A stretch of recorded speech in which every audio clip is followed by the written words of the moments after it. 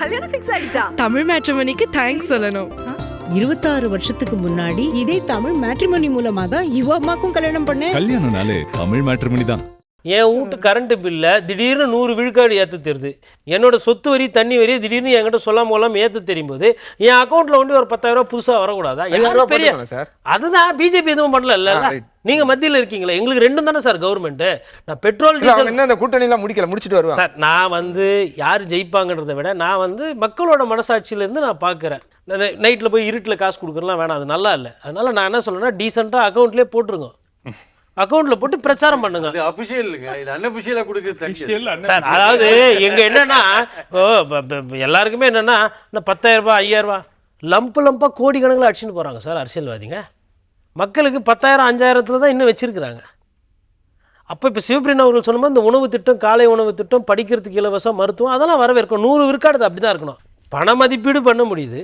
காஷ்மீரில் ஒரு சிறப்பு திட்டம் போகுது. அதனால் மத்திய அரசு கூட இப்போ நான் பேசுகிறத ஒரு கோரிக்கையாக வச்சு கூட மக்கள் சார்பா தாமரை வளராதுன்றாங்களே, 10,000 ரூபா போட சொல்லுங்க சார். தாமரை வளரும் சார். 10,000 போதும் சார். ரொம்ப கேட்டா போடாம விட்டாங்கன்னா யதார்த்தமா பேசுவோம் சார்.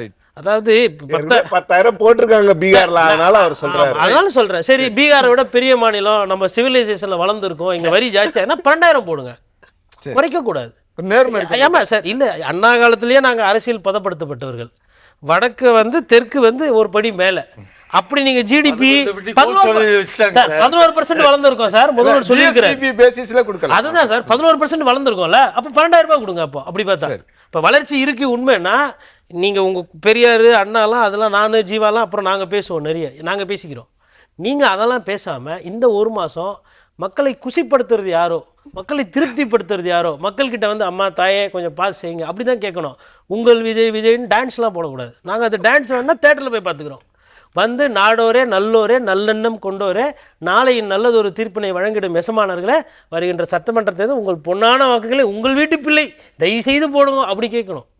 அங்க வந்துட்டு நான் யார் தெரியுமா, நீ யாரு, எந்த பத்தி அப்படிலாம் பேசக்கூடாது. என்ன ஜெயிக்க வச்சு முதலமைச்சர் ஆச்சுன்னா அதுக்கப்புறம் நான் வீட்டுக்கு அதுக்கப்புறம் நீங்க காணாம போயிருவீங்க.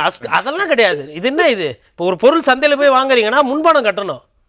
இது என்ன ஜெயிச்சோன்னா இவர் நல்லா வருவார் இவங்கெல்லாம் நாங்கள் தான் பார்க்குறோமே. எம்எல்ஏவே வரமாட்டேன்றாங்க சார். இப்போ மெரினா பீச் எடுத்துக்கோங்க. நான் இப்போ சென்னைன்றதுனால சொல்கிறேன். நாய் படுத்து தூங்குது சார். அங்கே எதுக்கு சார் கிரானைட்டு? நிறைய பேர் ஊட்டிலேயே நீங்கள் விழுப்புரம் கடலூரில் போனீங்கன்னா சிமெண்ட் தர, கிரானைட் இல்லை. வாக்கிங் போகிற இடத்துல எதுக்கு கிரானைட்டு? ஒரு சிமெண்ட் ரோடையே எதுக்கு திருப்பி சிமெண்ட் போகிறீங்க? தார் போட மாட்டேங்க. ஏன்னா சிமெண்ட்டில் காசு ஜாஸ்தி போடுறீங்க. சம்பளம் கொடுக்கணும், அரசு ஊழியருக்குன்னா கொடுக்குறதுக்கு நம்ம பணம் இல்லை. ஆனால் கட்டடம் கட்டுறதுக்கு பணம் வருது. மருத்துவருக்கு செவிலியருக்கு சம்பளத்தை ஏற்றணும், ஆசிரியர் பேர் சம்பளம் ஏற்றணும்னா வரமாட்டேன்றீங்க. நான் 10,000 ரூபாய் மக்களுக்கு கொடுங்கண்ணா ஒண்டி அதுக்கு சாத்தியம் இருக்கா? இப்பதான் கொடுத்தாரு அப்படின்றாங்க. தயவு செய்து அதெல்லாம் பண்ணணும் சார்.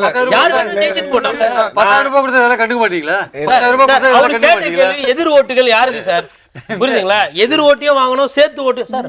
நமக்கு ஓட்டு போட்டவங்களுக்கும் அரசியல் பண்ணோம், போடாதவங்களுக்கும் அரசியல் பண்ணும் சார். 10,000 ரூபாய் கொடுத்துட்டா தார் ரோடு எத்தனை ரோடு போடலாமா? அது போட முடியாது.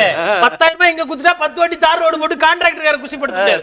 பணம் இங்க வந்துச்சு. வெளிப்படையா பேசுவோம் சார். நாட்டுல ஊழல் லஞ்சம் லாவண்யம் இருக்கு சார். யாரும் வந்து இங்க மதர் தெரேசா மாதிரியோ ஐயா வள்ளலார் மாதிரியோ காந்தியடிகள் அரசியல்லாம் பண்ணல.